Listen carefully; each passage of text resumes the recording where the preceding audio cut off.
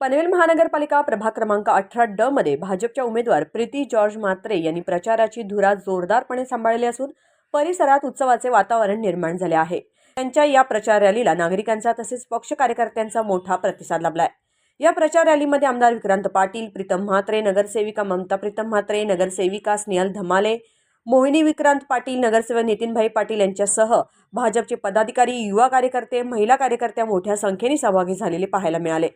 प्रचारादरम्यान भाजपच्या विकास कामांचा आढावा घेण्यात आला। तसेच आगामी काळात प्रभागाच्या सर्वांगीण विकासासाठी कटिबद्ध असल्याचं उमेदवार प्रीती जॉर्ज म्हात्रे यांनी नागरिकांना आश्वासन दिलंय।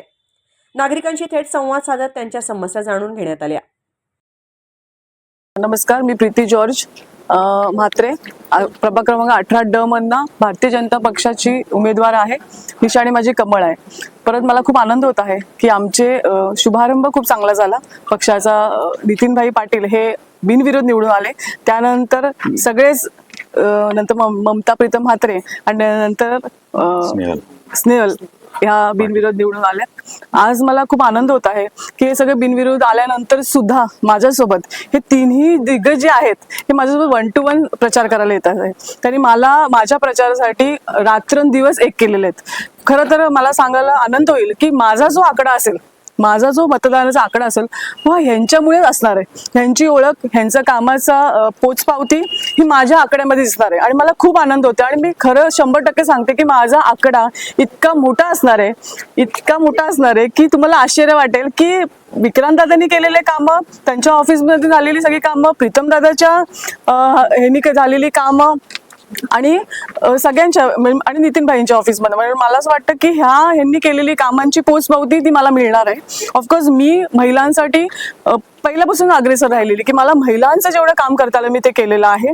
म्हणून मग आरोग्य शिबिर म्हणा, थायरॉइड चेकअप्स म्हणा, त्यांचे जे काय कॅल्शियम्स डेफिशियन्सीचे आपण जे काय उपक्रम केले होते, शिबिर ठेवले होते, त्याच्यानंतर मी एक धुरा आम्ही म्हटलं हातात हे घेतलं होतं की मला काउन्सिलिंग करण्याचं खूप इच्छा होती की प्रत्येक स्कूल्समध्ये जाऊन, मग ते झेडपीचे असू दे किंवा माझ्या एरियामध्ये येणारे स्कूल्स असू दे, त्या मुलींना काउन्सिलिंग करणं खूप गरजेचं होते। मध्ये जे काय केसेस होत होत्या, राज्यामध्ये घडत होत्या, अत्याचार होते, अब्यूज होत होत्या, त्या मुलींना सही दिशा देणं गरजेचं होते। म्हणून मी सायकोलॉजिस्टची एक अभ्यास करणारी मुलगी माझ्यासोबत घेऊन किंवा मग एक डॉक्टर घेऊन 1 to 1 आम्ही हे काउन्सिलिंग केलं होतं, जेणेकरून मुली बोलायला लागल्या। आणि खरंच मला असं वाटतं त्याच्यामध्ये मी 25 ते 40 हजार मुलींपर्यंत पोहोचली आणि त्याच्याबद्दल मला खूप आनंद आहे की तो अपार्ट फ्रॉम नगरसेविका, गटार, रस्ता, पाणी हे सगळं आम्ही काम करत होतो, पण त्याशिवाय देखील मला त्या मुलींशी संवाद साधता आला आणि महिलांशी संपर्क साधता आला।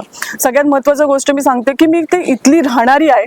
मला असं वाटतं मी आता 45 वर्षाची, मला असं वाटतं 35 वर्षापासून मी ह्याच वॉर्डामध्ये राहते आणि तो एक माझा एक पॉइंट आहे की इथे राहणारा नगरसेवक, रस्त्यावर उभा राहणारा नगरसेवक पाहिजे।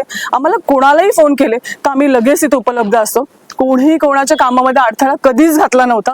आणि आता तर मला असं वाटतं तुम्हाला दिसेल, मी सांगते 16 तारखेला जो आकडा दिसेल तुम्हाला, ही ह्यांची सगळ्यांची मेहनत असेल।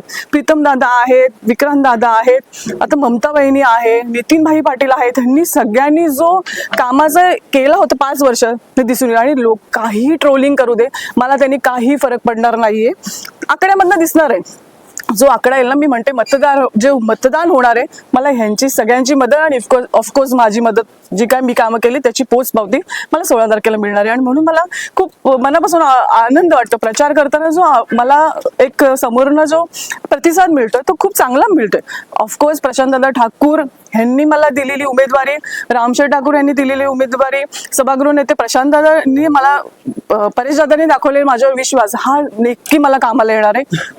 जे म्हात्रे आपले भाऊ असेल त्यांनी मला पहिल्यापासून सांगितलेलं की तू तयारीला लाग, आणि त्यांनी नेहमी मला पुढे हे केलेलं की महिला आहेस आणि चांगलं काम करतेस तर तू पुढे हो। आणि खरंच त्या जो एवढ्या दिवसाचं केलेली मेहनत आहे ना ती मला आता दिसणार आहे। त्यामुळे मतदारांना आव्हान एवढंच असणार आहे की जो विश्वास 2017च्या महानगरपालिकेत निवडणुकीत आपण दाखवला, जो विश्वास 2014, 2019 आणि 2024च्या विधानसभा आणि लोकसभा निवडणुकीत आपण दाखवला, तोच विश्वास या महानगरपालिका निवडणुकीत आपण दाखवला पाहिजे, ही विनंती या निमित्ताने मी मतदारांना करणार आहे। कारण जेव्हा जेव्हा आपण विश्वास दाखवला त्या वेळेला या महापालिका क्षेत्रामध्ये जे काही चांगलं करता येईल ते करण्याचा प्रयत्न भारतीय जनता पार्टीने या ठिकाणी केलेला आहे। त्यामध्ये आपण बघाल की रस्त्यांची जर का 2014 पूर्वीची स्थिती, 2014 नंतरची स्थिती, खास करून महापालिका झाल्यानंतर आपण ज्या प्रभागात उभे आहे या प्रभागात आपण बघाल तर कुठलेच रस्ते कॉन्क्रीटचे नव्हते, सगळे रस्ते डांबरी होते।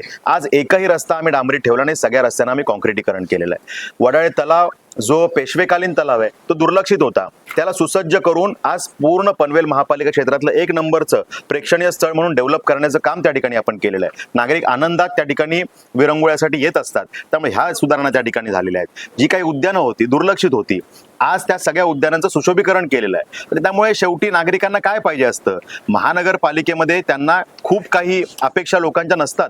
आमचे रस्ते चांगले असावे, आमच्या दिवाबत्तीची सोय चांगली असावी, आमच्या त्या ठिकाणी कचरा वेळेवर उचलला जावा, आमच्या घरावर सोन्याचे पत्रे लावून द्या, अशा प्रकारच्या अपेक्षा लोकांच्या नसतात। छोट्या छोट्या अपेक्षा असतात आणि त्या छोट्या छोट्या अपेक्षा आम्ही मागच्या कालावधीतही चांगल्या पद्धतीने पूर्ण केलेत, पुढच्या कालावधीतही उर्वरित गोष्टी आम्ही करू। आणि मी खात्रीलायक सांगतो, प्रभाग 18 तर आम्ही आदर्श प्रभाग केलेला आहे, ह्यात कुठलीच गोष्ट आम्ही बोट ठेवण्यालायक तिथे ठेवलेली नाहीये। आणि जर का काही 1% विषय राहिले असतील नागरिकांनी आमच्यापर्यंत पोहोचवावे, ते सोडवण्यासाठी सुद्धा आम्ही प्रयत्न करू। अशा पद्धतीची स्थिती प्रभाग 18 मध्ये आणि अशी स्थिती आपल्याला सगळीकडे बघायला मिळेल। नागरिक 15 तारखेला भरघोस मतदान करतील, भारतीय जनता पार्टी आणि मित्रपक्षाला मतदान करतील आणि 16 तारखेला गुलाल हा भाजप आणि मित्रपक्षांचा असेल।